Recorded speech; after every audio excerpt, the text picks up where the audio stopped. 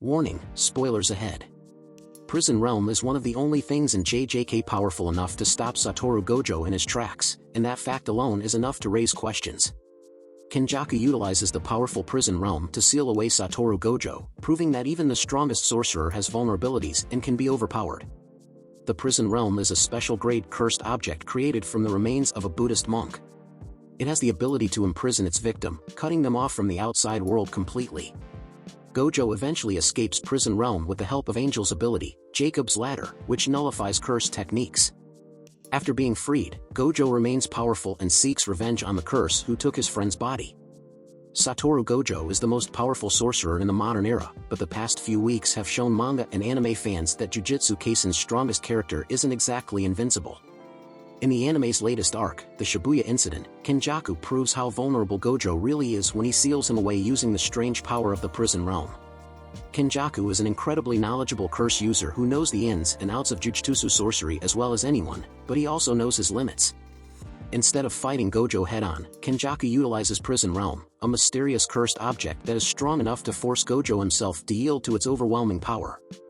Still, as powerful as it is, Prison Realm remains an enigmatic object whose secrets are heavily guarded, and only those initiated in the most occult aspects of Jujutsu sorcery are aware of the details surrounding its origins and usage. What is Prison Realm? Prison Realm is a special-grade cursed object and living barrier that is said to have been created from the remains of the famed Buddhist monk Genshin. It usually appears as a small red cube with numerous eyes covering all sides and is ordinarily completely wrapped in talismans when not being used. Once it is activated with the incantation gate open, Prison Realm separates into 4 cubes with a thin fleshy mass that contains a giant eye between them. Prison Realm must be activated within 4 meters of its target in order to take hold, and when it does, it latches onto and fuses with the victim as though it were part of their own body, holding the new prisoner in place. At this point, the victim cannot move or use their cursed energy, it's already far too late for escape. After the user chants gate close, Prison Realm completely seals its victim within it, cutting them off from the outside world entirely, though some have speculated that the prisoner may be able to hear what occurs in the outside world around them. Time passes differently in Prison Realm than in the outside world. In fact, there is no concept of time at all within the space of the Prison Realm. That being the case, the person trapped within it will never age, nor will they die of thirst or starvation, as their body doesn't progress through time in any way. Prison Realm can only contain one person in it at a time, and cannot be used again until the person inside either takes their own life or is freed. Other than that, the only way to escape it is through the back gate. The back portion of the Prison Realm is the location of the seal itself, which can only be opened by the holder of the front gate, though a curse technique that negates seals and barriers can theoretically break it open. Even though Prison Realm is able to seal Gojo within it, Kenjaku knew that getting Gojo to sit still long enough for it to take effect wouldn't be a simple task.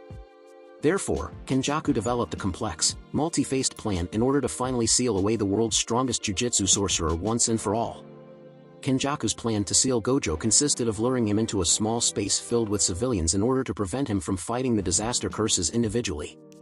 If Gojo fought the curses by themselves, he could easily destroy them with no difficulty, but by forcing him to fight in a crowded subway full of innocent people, Gojo couldn't utilize his full strength or risk causing more causalities. In doing this, Kenjaku was taking a page out of Toji Fushigoro's book, who was the most successful at fighting Gojo by far. Toji's own method for fighting Gojo was to tire him out first by having him use his cursed technique for multiple days straight in order to protect the Platinum Star vessel, then striking when Gojo least expected it. In the same vein, Kenjaku forced Gojo to fight multiple powerful curses in a crowded subway station in order to put stress on the unsuspecting sorcerer.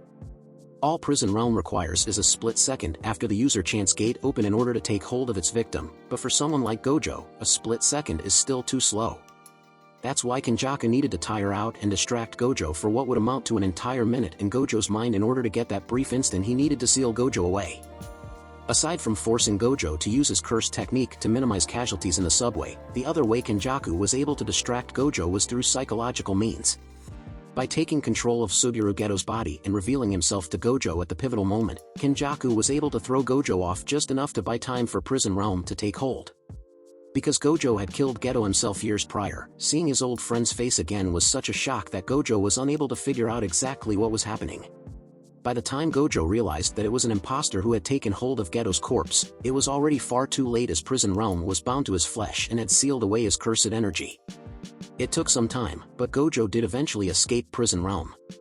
In total, Gojo was locked in Prison Realm for 19 days in the manga, though in real time, he was sealed away for 130 chapters spanning for over 3 years of serialization. Even when he did get out, it wasn't by virtue of anything Gojo did himself. Instead, it was thanks to Angel's ability, Jacob's Ladder, which completely nullifies cursed techniques. This nullification also applies to both seal and barrier techniques, including the seal on the back gate of Prison Realm. In CH 199 of the JJK manga, Angel made a deal with Yuji and Megumi that she would unseal Gojo as long as they helped her kill a player in the culling game she called the Fallen. Of course, this was a reference to Sukuna, who was still within Yuji's body at the time. Unfortunately for Angel, not only was she unable to destroy Sukuna, but Sukuna nearly killed Angel and Hana during their attempt to eradicate him. Nevertheless, Angel still agreed to uphold her end of the bargain and unseal Gojo despite the fact that her side of the deal fell through. After being given the back gate of Prison Realm by Choso, who had himself received it from Tengen, Angel used Jacob's Ladder on it, thus erasing the seal on the cursed object and freeing Gojo from his captivity. Even though he was to be released, there were two major causes of concern upon unsealing Gojo from Prison Realm.